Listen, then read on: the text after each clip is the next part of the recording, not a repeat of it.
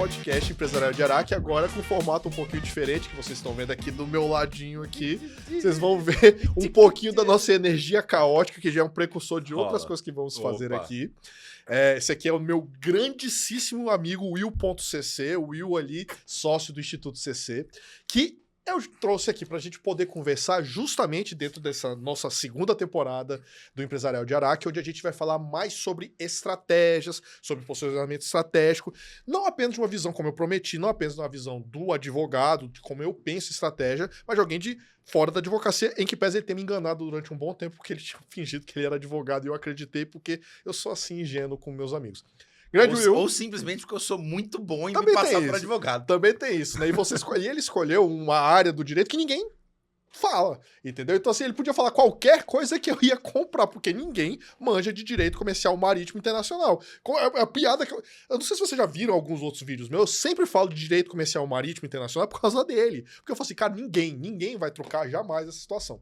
Meu grande amigo Will, seja bem-vindo. Obrigado, cara, queria agradecer muito o convite, é um prazer. É conversa de bar, né? Conversa de boteca aqui, ó, mesa de bar. A mesa já tá aqui, o Araque não chama, ele convoca e, pô, estratégia é um tema que eu gosto demais de falar. Gosto muito de falar com advogado também. Meu irmão é advogado, meu outro irmão é advogado. Eu costumo dizer que eu escapei. Obrigado. Porque, nenhum deles é do comercial naval, mas eles são advogados de áreas ordinárias. Mas é uma área que eu sempre trabalhei de alguma forma, sempre ou consultivamente, tive em casa por muito tempo. Tenho grandes amigos que são advogados, como você, como uma galera aí. E estamos aí. Nada contra advogado, tem até alguns amigos que são, né? Exatamente. Mantém essa distância. Mantém uma distância assim, bote a mão no... Cara, você sabe que já teve um rolê da OAB, né? Que alguém fez uma piada. Um advogado fez essa piada de eu sou advogado, cuidado com a carteira, e respondeu na ética. É porque o pessoal não... Pô, é porque eu não tenho OAB, né? Então, aí você pode, tá tranquilo. Will, eu queria que você desse, cara, uma visão aqui. Então, toda a ideia dessa nossa segunda temporada é justamente que eu quero trazer para os ouvintes, os audientes, o pessoal que consome esse conteúdo, uma visão estratégica da advocacia, não apenas do escritório, de posicionamento profissional, mas também de instrumentais para poder utilizar na área fim da advocacia. Vou processar alguém, como enxergar isso de uma forma estratégica. Vou negociar um M&A, como fazer isso de forma estratégica. Então, eu queria que você desse essa visão, porque não apenas o Will é um grande amigo, mas ele também já foi CEO da porra toda. Então, assim, ele tem um puta de um currículo, eu vou ficar falando aqui, fica à vontade. Mas eu queria que justamente por causa disso, porque ele já enfrentou do céu à terra, ele, como eu, já quebrou também. Então, assim, o melhor M&A, o melhor MBA da vida é você já ter quebrado uma vez na vida. Ensina um bocado. Ensina muito pra gente. E eu queria que você trouxesse isso pra você, dar esse conceito. O que é estratégia para Will Contonyanis? Contonyanis. Aí, você muito bom, velho. Quando eu alfabetizei, eu já sabia todas as consoantes. Primeiro, Araque, parabéns pela iniciativa. Eu acho que o conteúdo que você está colocando é fino. É diferente do que você vê, geralmente, em direito. E a gente acaba consumindo muita coisa de conteúdo, não só dos amigos, mas de educação continuada na web, porque é muito parte do que a gente faz lá no Instituto, né? E, cara, para falar de estratégia aplicada a qualquer área, até porque a estratégia ela é uma matéria que ela não finda em si, né? Ela é uma matéria que vai sempre derivar para alguma outra coisa. Eu sempre gosto de dar alguns passos para trás e começar... Aqui poderia caber uma excelente piada super clichê de falar... O conceito de estratégia do grego. O primeiro podcast eu tentei falar isso, mas eu falei assim, não, resistirei. Evitamos loucamente, mas não tem como dar essa marcada no Capitão Nascimento. Mas assim, estratégia, eu costumo dizer para todo mundo, quando eu vou explicar o conceito de estratégia, que estratégia é a arte de você montar o quebra-cabeça olhando para a capa. É simples assim. Imagina que você vai montar um quebra-cabeça, seja ele da complexidade que for, do tamanho que for. Você que é fã de puzzles, eu não tenho lá tanta paciência, mas é uma boa imagem pra você ver. Cara, você pega lá um quebra-cabeça de 500 peças. Se você não sabe qual é a imagem final que você vai formar, é muito mais difícil você construir aquele quebra-cabeça do que se você sabe a imagem. Perfeito. Vamos lá, vamos supor que a gente tá construindo aqui a imagem de um jardim. Pô, você sabe que as verdes vão estar mais para cá, você sabe que o azul... Você começa a enxergar naquelas peças quebradas um sentido, uma lógica. Então, por isso que a estratégia é o convite de você olhar antes o fim do que o começo. Se você sabe como a coisa termina, você sabe como a coisa começa. É basicamente esse, e talvez seja a forma mais simples e eficaz. Eu poderia te dizer que é um conselho cadencial de tomadas de decisão rumo a um objetivo. E, enfim, isso aí você vai encontrar no Google, você vai encontrar no Wikipedia, e não é exatamente o que vai te ajudar. Cara, a estratégia é a arte de você olhar para o quadro, olhar para as peças e saber qual é o melhor jeito de fazer. Pensa o seguinte, imagina que você pediu um móvel na sua casa. Perfeito. Você, nesse móvel, tem lá o seu belíssimo manual de instruções. A estratégia é quando você entende o que é o móvel, sabe quais são as peças e o que você tem que fazer. Só que você faz isso, muitas vezes, em tempo real e não de uma forma assíncrona, como a gente está aqui dando a ideia do quebra-cabeça, como a gente está dando a ideia do móvel. Mas, basicamente, qual é o caminho que você toma, qual é o melhor horizonte, a melhor abordagem para você chegar naquele final. Perfeito. E isso é muito comum como erro de estratégia. As pessoas têm muita ânsia em começar, mas elas não têm muita ânsia em entender onde que elas estão indo para aquele começo que elas vão. Uhum. É um exercício que eu faço muito, vamos lá, né? Porra, estamos aqui, porra, no podcast de Araque, essa potência da comunicação jurídico brasileira, e ele hoje vai fazer um convite no final do programa aqui, o Araque nem tá sabendo disso, 7 bits não tá sabendo disso, mas estamos juntos. Cara, vamos fazer uma viagem aqui. A gente vai levar aqui alguém da audiência para viajar. Perfeito. Então já vou pedir para você que tá aí na audiência fazer sua mala. Qual que é o primeiro impulso das pessoas? Fazer a mala. A pessoa vai lá, ela abre a mala, coloca a coisa. Velho, você entende que dependendo do lugar pra onde a gente for, a sua mala é mais do que inútil. Exato. Pô, você vai colocar uma sunga, um maiô, porra, você vai colocar aí um bathsuit maneiro, um meia-taça, uma coisa maravilhosa, e a gente vai pro Alasca. Não vai servir nada a tua mala. Da mesma forma, se você levar um casaco de pele e a gente estiver indo pro Havaí, você vai estar tremendamente desguarnecido. Ou seja, a estratégia é você entender o que é o fim pra saber como começar e para onde começar, e olhando todas as possibilidades. Então, de uma forma bem pragmática, se você aplicar isso em tudo na sua vida, a tua resolução de ano novo, esse é um grande problema quando a gente está falando de estratégia. Ah, não, eu quero emagrecer 10 quilos. Como que você vai emagrecer 10 quilos? Você bota na sua cabeça lá em 31 de dezembro, você escreve, eu quero perder 10 quilos. Você não escreve se você vai fazer isso Uma semana, com um mês? com uma redução alimentar. Boa. Você não escreve se você vai fazer isso com acompanhamento. Você não escreve se você vai fazer isso de uma forma medicamentosa. Você não escreve se você vai fazer isso de uma forma com atividades físicas. Se você vai fazer isso com... em que tempo que você vai fazer isso. Você coloca 10 quilos e você vai com uma garrafinha e um sonho na mão. É isso que você faz. E a gente cuida da nossa vida assim. Na maioria das vezes a gente não aplica estratégia em coisas muito práticas da nossa... Não, eu não tô falando nem da nossa vida laboral, tá? Não tô, nesse momento nem falando dos nossos negócios, da nossa condução profissional. Tô falando da nossa vida. Como essas resoluções de ano novo. Cara, eu quero... E às vezes é mais louco. Pô, eu quero esse ano... Eu adoro essa. Esse ano eu quero guardar dinheiro. Eu te pergunto, quanto dinheiro? Pra quê? Não, primeiro de tudo, quanto dinheiro? Porque se no final do ano eu tiver guardado 2,50, eu guardei dinheiro. Ou seja, cumpri o que eu queria. Se eu tiver guardado 2,5 milhões, tem o mesmo efeito. O que eu quero dizer? Se você não sabe o fim, você não sabe o começo. Eu preciso me preparar de uma forma para guardar 2,50 e de uma outra forma para guardar 2,5 milhões.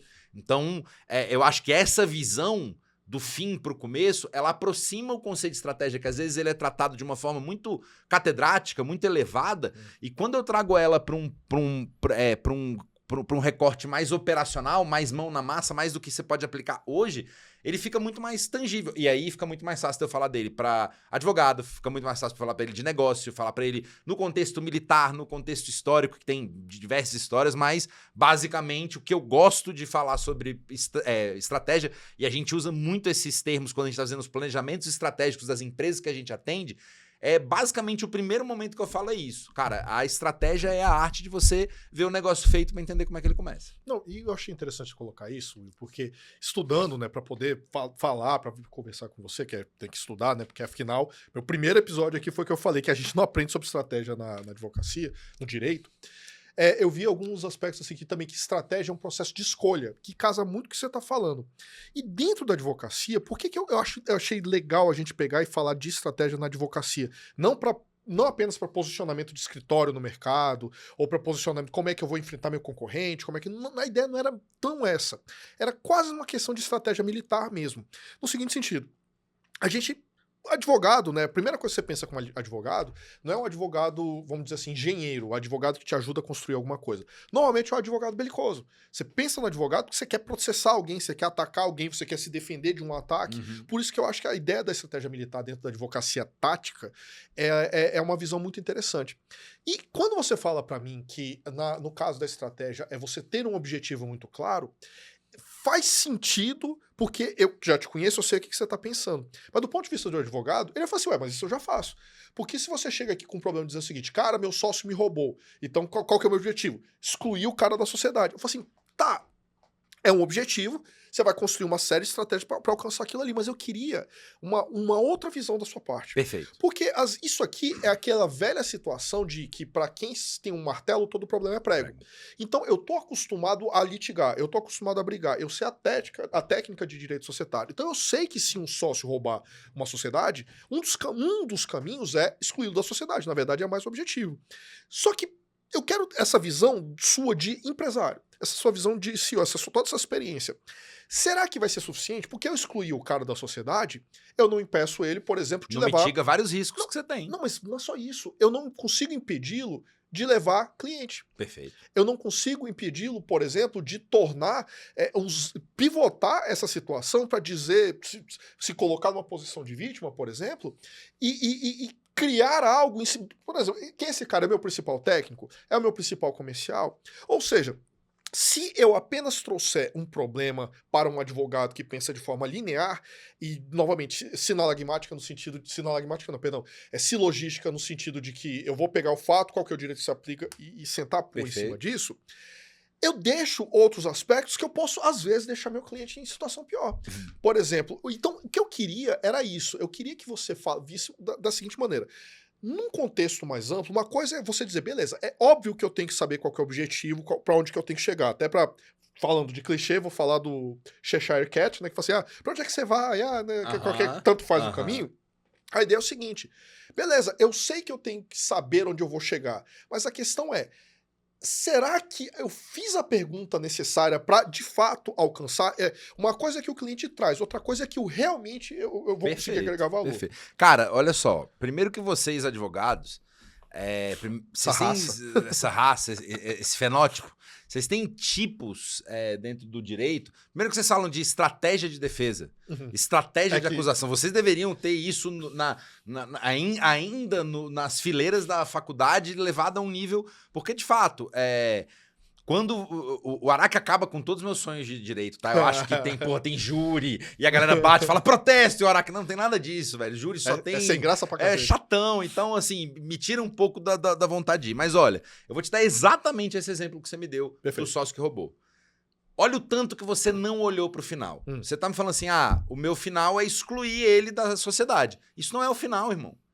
O final é, beleza, eu excluí ele. Começou de novo. Eu quero excluí-lo, eu quero neutralizá-lo, eu quero que ele me pague... Esse é o fim da coisa. Veja, a questão que você colocou das perguntas certas, ela é importantíssima. Toda vez que a gente conta aqui um exemplo de uma estratégia brilhante, ela... Ou não é nem que ela é brilhante, tá? Que ela é bem executada, a gente flerta com a genialidade. Por quê? Porque tem uma questão de esperteza, que é a esperteza que se opõe à preguiça do pensamento. Vou dar um exemplo que é clássico e todos vocês vão conhecer... todo mundo conhece. Cavalo de Troia, perfeito? Cara, Troia e Grécia estão ali em uma guerra que já dura 10 anos, né? Uma guerra onde a esposa de Menelau é roubada, levada pra dentro de Troia. E Troia tem um muro intransponível. E, cara, acabou. Perdemos a guerra. Em um dado momento, Ulisses fala, porra, ia ser muito foda se a gente entrasse em Troia, né? E esse é o pensamento. Então, o que é o final na cabeça do Ulisses? Eu tenho que entrar em Troia. Pra quem só tem processo, ele fala, não, vamos derrubar os muros. É impossível derrubar o muro. Vamos brigar, vamos tentar catapultar, jogar a gente Exato. Bollywood. Vamos pegar um horário, vamos ver que horas que a guarda troca e vamos escalar um muro. Não funciona. Toda vez que você tem o final muito bem feito, você vai conseguir enxergar vários caminhos para chegar até aquele final. Veja só, vamos pegar de novo esse exemplo das férias. Eu convido você para ir no final do ano para Belém. Belém é o nosso final. Se a gente não conseguir estressar como que a gente caminha até o final, é capaz de eu e você de Belém para Belém a pé. Sim. Porque a gente não olhou, pô, a gente precisa de um carro. Pô, para precisar de um carro, vou precisar alugar o carro, vou precisar abastecer. Onde a gente vai parar para dormir? essas são as perguntas. E voltando ali, àquele momento onde a gente tá falando da Guerra de Troia, o Ulisses percebe, cara, o único jeito de eu entrar no muro é o portão abrindo. A partir desse momento, quando ele tem essa visão, ele fala, ó, não dá pra derrubar o muro. Não dá pra escalar o muro. A guarda não tem como pular da guarda, não tem como voar. Cara, é o portão abrir. Todas as perguntas possíveis se resumem a uma pergunta só. Como abrir a porta. Como abrir o portão. Tá vendo como é que fica muito mais fácil? No caso do sócio do final, eu vou processar, você vai achar que você processou e o problema acabou. Mas veja, esse problema não é um problema inerte. Esse problema continua. O seu sócio que te roubou, ele continua solto. Ele pode abrir um outro escritório, ele pode levar uma tecnologia, ele pode levar um segredo, ele pode levar alguma coisa que, se ele colocar a palavra dele pra falar, fica muito ruim pra você no ponto de vista de mídia. Sim. Cara, o final não às vezes o final é pobre porque a gente tem preguiça de pensar em qual é o final. É isso. Então, o que é a pergunta certa? É justamente quando você percebe, eu só vou entrar se o portão abrir. Tem uma passagem do Vikings que é maravilhosa, né? Que o oráculo vira pro...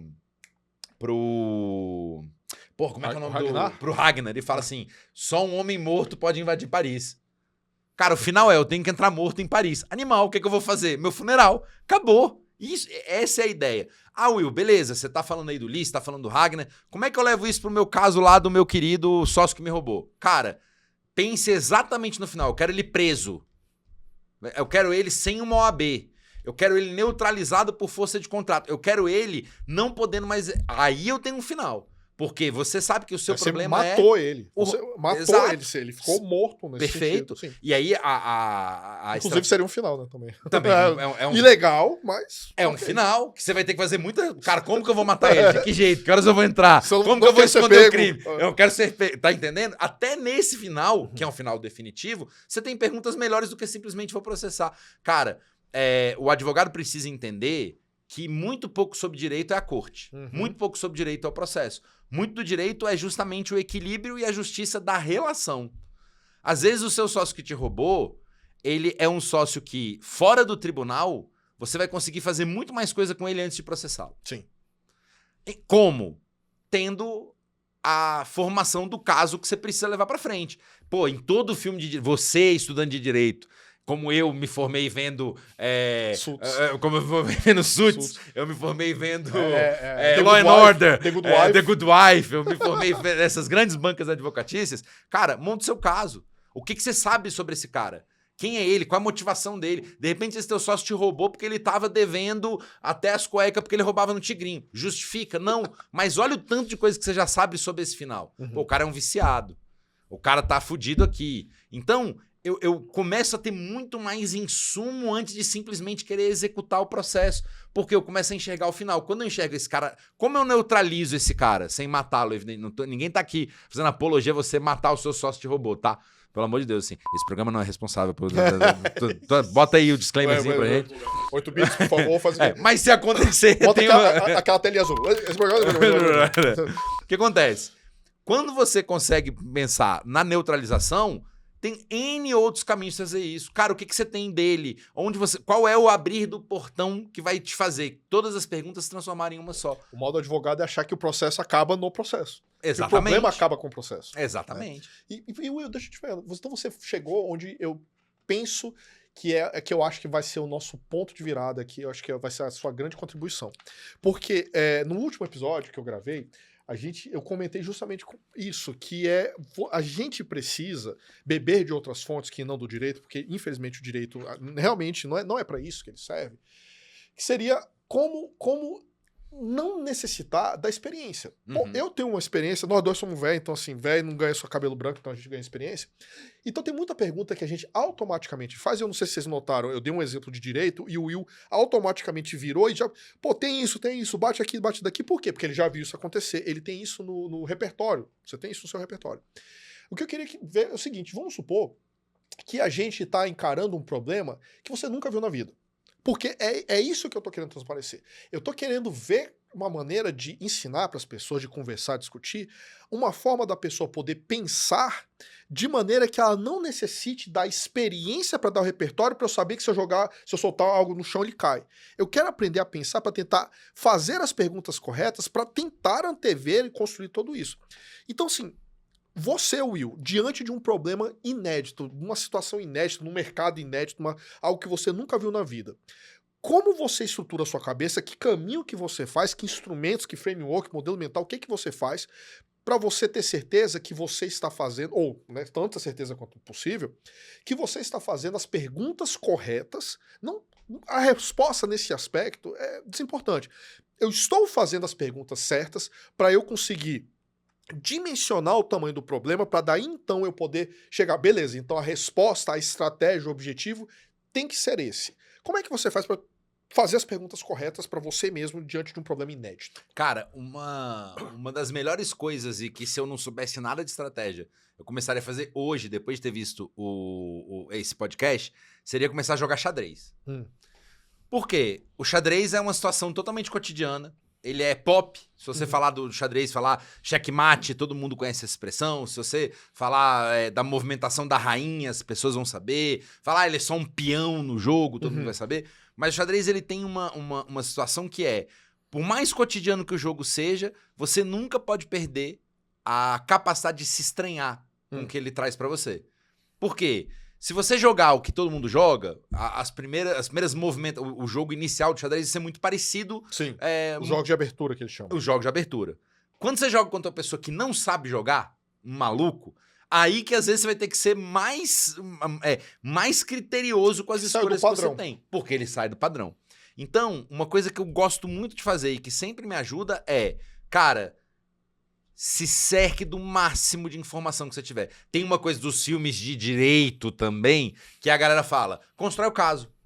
Isso é uma coisa que a gente ouve muito. Pô, amanhã eu vou ter que levar isso pro tribunal, beleza, então vamos construir. O que o advogado faz? Ele contrata um detetive, ele vai no contador, ele invade um lugar pra roubar uma prova, e você quer ir lá e só processar o cara. Bicho, ainda mais se é um negócio que você não conhece. O máximo de informação que você consegue juntar vai te provocar curiosidades e vai te levar a novas perguntas. Vou de novo no caso do nosso sócio ladrão. Cara, eu quero a pasta desse cara inteira, eu quero todos os processos que ele atendeu, quero saber para onde foi esse dinheiro que ele roubou. Quanto mais info você tem, quanto mais intel você tem, inteligência, você consegue desenhar melhores possibilidades, porque a estratégia é, eu quero ver o final, mas antes de eu antever o final, eu vou ver cenários. Tá. Tem uma história muito boa, a minha tia Cláudia, beijo pra senhora, a senhora é maravilhosa, te amo. Certeza que ela tá assistindo esse podcast. Com toda certeza, porque eu vou mandar o link pra ela comentar aqui embaixo, vim te ver. Tia Cláudia a tia Cláudia, ela é pneumopediatra, ela é uma super especialista em medicina, atende embaixada em Brasília, trabalhou em Israel, tem trabalho público, ela é muito foda. Só que a tia Cláudia, ela tinha um problema de saúde que ela não conseguia identificar. E ela é muito foda de diagnóstico. Tia Cláudia é foda um dia quando ela foi fazer meu check-up anos atrás, ela falou assim, por que você toma banho tão quente? Do nada ela me atirou essa. Sabe por que ela me atirou essa? Ela falou assim, você não tem cera no ouvido. Se você toma um banho muito quente, você não fica com cera. A cera, na temperatura, ela vai derreter. Primeiro, olha o tanto de experiência que ela tem pra sacar isso, mas sabe como é que ela resolveu o caso dela? Foi um dia que ela virou assim, eu vou fazer o meu diagnóstico como eu faço diagnóstico de todos os meus pacientes. Como que a tia Cláudia faz diagnóstico do paciente? Ela pede 1 milhão de exames, o paciente vai lá, conversa com ela tem toda a fase de anamnese do paciente, mas depois ela se tranca no consultório durante 1 hora e junta e cruza todos os dados que ela tem do paciente. Ela pega, exame de proteinúria, exame do não sei o que, o histórico, o que ela falou, e aí ela chega em algum lugar. Ela nunca tinha feito isso pra ela. Ela nunca tinha se submetido a esse escrutínio da qualidade técnica que ela tem, porque, de fato, quando você está fazendo um diagnóstico em medicina, ele é um diagnóstico estratégico. Certo. Eu entendo o que eu tenho.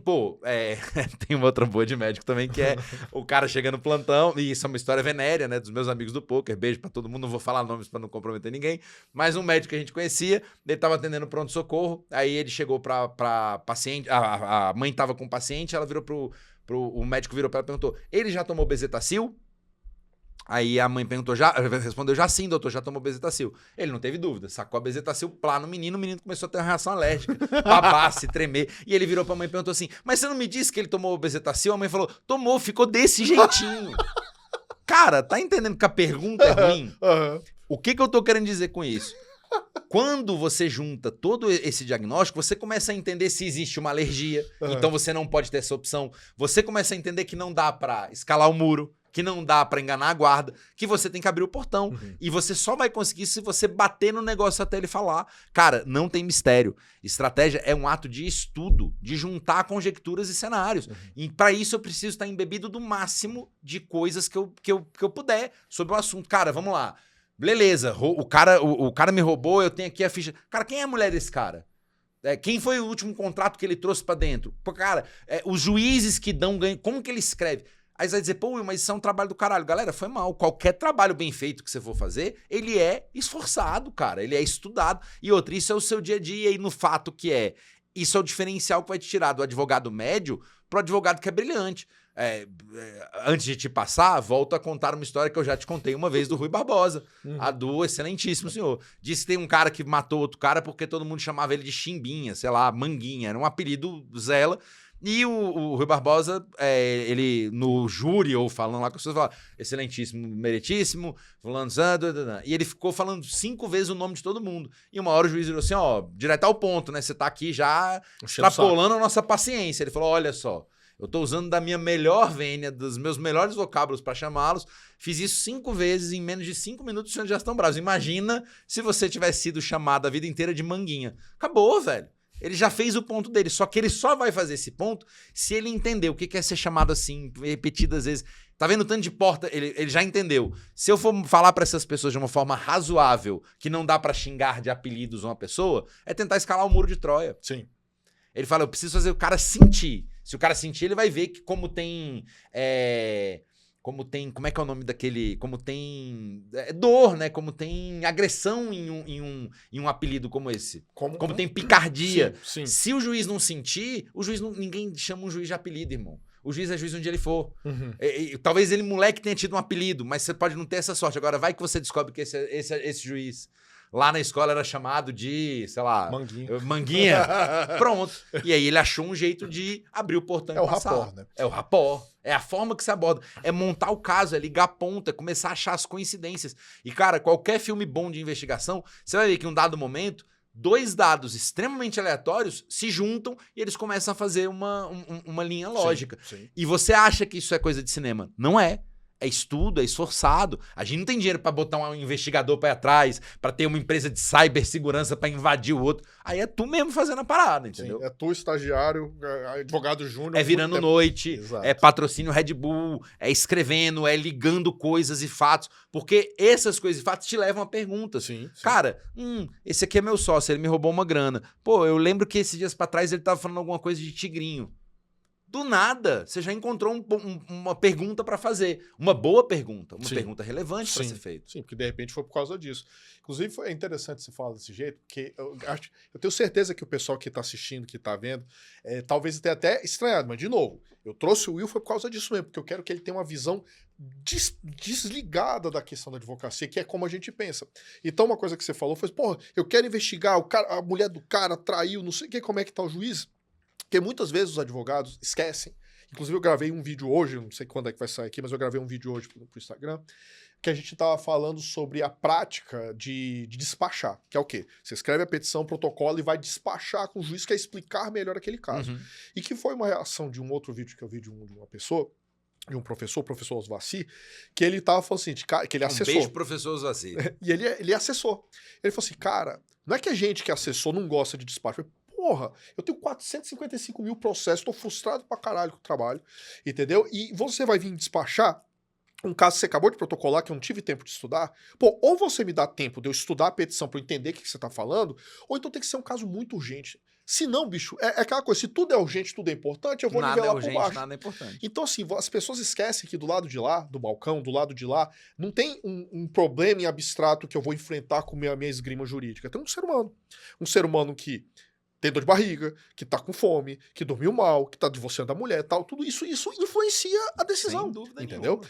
Então, o direito ainda é sobre gente.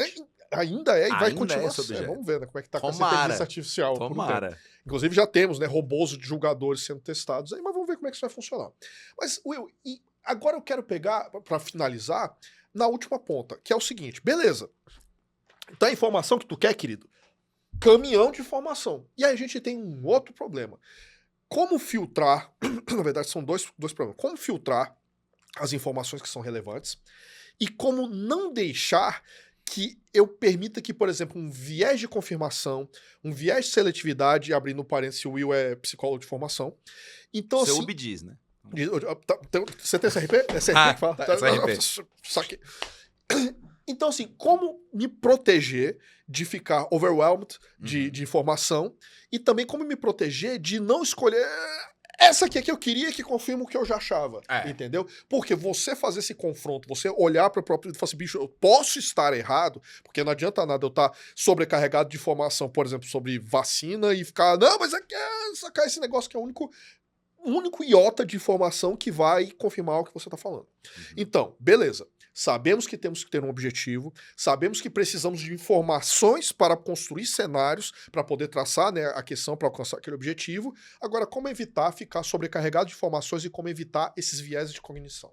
Eu acho que todo Lorde do Mal deveria ter um servo de 8 anos de idade, para na hora que ele pensasse em botar tudo a perder por um plano louco, o servo de 8 anos de idade perguntasse para ele, Lorde, o senhor tem certeza que vai botar tudo isso para arriscar por causa de um plano louco? Cara, é basicamente isso. Você vai dizer, caralho, tu é muito retardado. Eu sei, não é sobre isso. O que eu tô querendo te dizer? Às vezes você tá tão imerso naquele assunto, você tá tão embebido naquele assunto que você começa a criar uma teoria que tá na sua cabeça. Sim. Às vezes as fontes vozes etium cabeçum, elas são muito poderosas. E você começa a ficar apaixonado. Times New Roman. Exatamente. Você fica apaixonado pela sua própria teoria. E às vezes é muito engraçado isso quando a gente tá trabalhando em estratégia. Às vezes você fica muito apaixonado. E quando ela não dá certo, você se frustra. Irmão, o portão não abriu, desculpa. O portão é o portão, ele é inequívoco, ele é inflexível, ele só abre... Ele é absoluto. Ele é absoluto, ele é um dado da realidade, e a realidade se importa muito pouco com a conjectura que você fez. O meu grande segredo para derrubar viés de confirmação, derrubar aquela informação... Cara, aquela informação fortuita que do nada apoia uma puta teoria que você tem na cabeça, confirma a fonte, vê de novo, mas principalmente... Você precisa passar pelo teste da realidade. E o teste da realidade precisa estar ao alcance de um tapa. Como assim? Não faz esse teste de confirmação pelo WhatsApp. Você precisa estar na frente de uma pessoa para ela poder falar, caralho, que coisa idiota que você está pensando. Pá! E é isso. Aí você vai dizer, caralho, é isso? Cara, Às vezes você tem uma estratégia, você precisa apresentar para pares que não participaram da construção. Que não participaram da construção e falar, olha, eu acho que é assim, assim, assado, assado, assado, assim. E aí? E deixar a pessoa te responder, e deixar a pessoa falar. Outra coisa que é muito importante também, aonde esse plano já falhou. Cara, isso é muito bom. E estratégia tá cheio de momentos onde a estratégia falhou. Por que a estratégia falhou? Você tem uma história inteira que vai te contar do erro crasso, que vai te contar da invasão da Bastilha, que vai te contar de N situações onde estratégias muito similares às suas encontraram algum obstáculo na realidade que você não tá encontrando. O que eu quero dizer? Toda vez que você tiver um plano muito bem feito na sua cabeça e ele parece o único dentro do seu cenário, chama alguém, senta com essa pessoa. Uma pessoa que, evidentemente, que você tenha admiração, uma pessoa que, tem uma boa cognição, uma pessoa que tomou leitinho na infância, tá ali, cognitivo em dia, tudo certo. Apresenta pra ela e, no final, pede a opinião. Fala por onde ela iria, de que forma diferente. Cara, Ulisses achou uma das melhores formas de abrir o portão. Pra você que não sabe o fim da história, deve estar pensando como é que termina. Como é que ele entrou? Os gregos ofereceram um cavalo de um cavalo de madeira como oferenda para os deuses troianos por terem perdido a guerra. E dentro desse cavalo ele encheu com uma centúria. A ideia era entrar 100 homens gregos, desmobilizar a cidade, poder abrir o portão para o resto do exército entrar que estava escondido lá fora. Você concorda comigo que essa é uma brilhante opção de abrir o portão? Existem outras. Sim. Talvez outras que...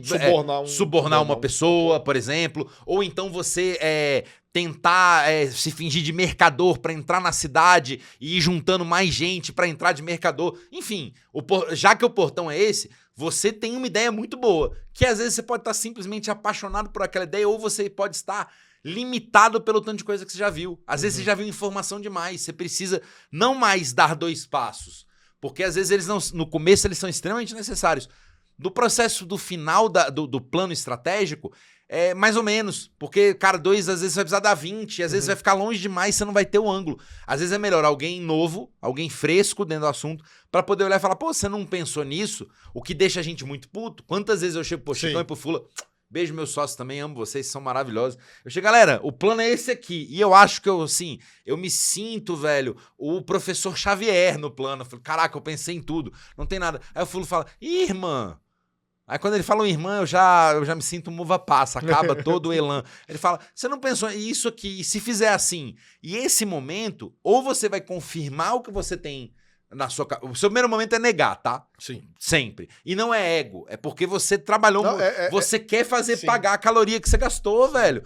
Meu irmão, tu já foi ali, tu ralou pra caralho. Como é que a pessoa que acabou de ver achou um erro? É normal, ela vai achar. Tu tá muito ensimesmado e tu quer pagar o esforço que você fez. Sim. Mas essa visão, ela é preciosa porque ela não vai te dar 2 passos pra trás, ela vai te dar um ângulo que você não consegue chegar. Sim. Uma outra visão, porque você parte a partir de você. Sim. Você é escravo de você mesmo. As suas lentes, seu jeito de perceber. Eu sempre vou abordar um problema com esse meu viés da estratégia. Vai vir psicologia, vai vir arte, vai vir história. Dificilmente vai vir finanças. Uhum. Por exemplo, no caso do teu sócio que te roubou, eu nunca ia falar assim, pega os extratos dele, vamos ver como é que é o cartão de... Eu iria muito mais pro... Cara, o que esse cara faz no fim de semana? Uhum. Que carro ele anda? Eu iria muito mais por esse tipo de... Pô, se o Araque anda de Uber, o outro sócio anda de, um HB20 e ele anda de Mercedes, porra, peraí. Aqui tem alguma coisa que isso me chamaria muito mais atenção, porque o viés, o viés de confirmação, a forma como você interpreta o mundo, ela é a partir de você, o que você tem, o seu equipamento. Eu só tô te contando a história de Troia aqui porque eu sou descendente de grego, pô. Essa história eu ouvi como você ouviu o Chapeuzinho Vermelho, o moleque com meu avô me contando. Então, evidentemente que é um jeito personalista de ver o mundo também. Sim, sim. Por isso que é legal você ter outras visões que você admire e que sejam de campos complementares. Fatalmente elas vão te abrir outras possibilidades e aí você vai conseguir, de novo, fechar e entender se o portão abrir, o que fazer na hora da abertura desse momento. Nossa Senhora. Pessoal, eu espero que vocês estejam... Assim, eu não trouxe o Will à toa, tá? A gente já se... Aliás, o pessoal do ICC, o Fulo, o Chicão, beijo também. Tomara que vocês estejam assistindo aqui, que eu assisti todos de vocês do Acorda, tá? Assisti todos. O Araque beleza? botou gente pra assistir, ele obrigava botei. os alunos dele pra assistir. Faço mesmo. E porque eu os conheci quando eu precisei de uma ajuda estratégica, entendeu? Então, assim, a forma de vocês... Eu nunca me considerei um cara burro, mas eu sempre me considerei um cara técnico. E assim, vocês me forçaram com algumas perguntas que normalmente eu estava acostumado a fazer para os meus clientes, eu comecei a fazer para mim. E isso, puta, me abriu e foi por isso que eu acho que deu liga, deu coisa pra gente tocar esses projetos em conjunto. Então, por isso que eu quis trazer você aqui, bicho, pra gente falar de estratégia, porque não adianta, é o que eu tô te falando, eu tô com a boca torta, eu vejo estratégia, por exemplo, você falou dessa questão, é a primeira coisa que eu penso quando eu penso numa situação dessa de sócio roubando, é olhar a contabilidade, porque eu tenho um viés analítico muito focado nisso. Beleza, conversar com você e dar uma outra ideia, uma outra abordagem, essa é a riqueza, a diversidade de experiências que vai ajudar a enriquecer esse tipo de raciocínio. E aí não tem caminho certo, né? Você vai acertar na contabilidade, eu acho que às vezes vou enxergar... Gol feio também é gol. Exato. Cheguei no objetivo corretamente construído, isso que é importante. Então, pessoal, é isso que eu tô querendo trazer para vocês aqui nessa segunda temporada, esse novo tipo de visão, essa outra forma de encarar como a gente encara problemas. Porque continuar encarando o problema como quem só tem um martelo para olhar para aquilo, todo mundo que é só um prego, de uma forma muito, muito tacanha, é ter visão de túnel. É isso. Entendeu? É você estar focado. Porque o problema do advogado é resolver o processo. Perfeito. O problema do cliente talvez passe pelo processo. Mas o problema do cliente não é vencer aquele processo, o problema do cliente é neutralizar aquele sócio. Exato. É concluir a operação de M&A. Exato. Não apenas concluir a operação de M&A, mas sobreviver a ela. Exato. Não apenas concluir, ter um plano de recuperação judicial homologado, é sobreviver a ela quando sua reputação já está destruída. Perfeito. Porque você teve que empurrar a faca na goela do mercado.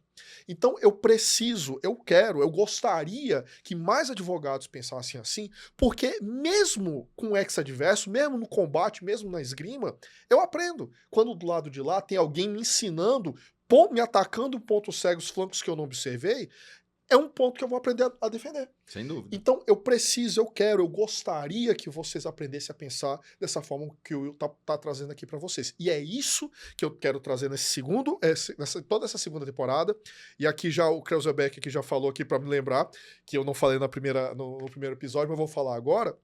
Também não é à toa que eu estou aqui com o Will, que eu tô aqui na 8 Bits, que o Musta tá aqui por trás das câmeras, tá bem ali. Beijo, Gabriel ali. Musta. É Você outra... é maravilhoso, meu nugget. A gente tá aqui, a gente tá construindo... Que é isso? O tamanho desse dedo, cara. Meu irmão, que dedo humilhante. Não dá pra tirar foto da digital do Musta e entrar na casa dele agora, né?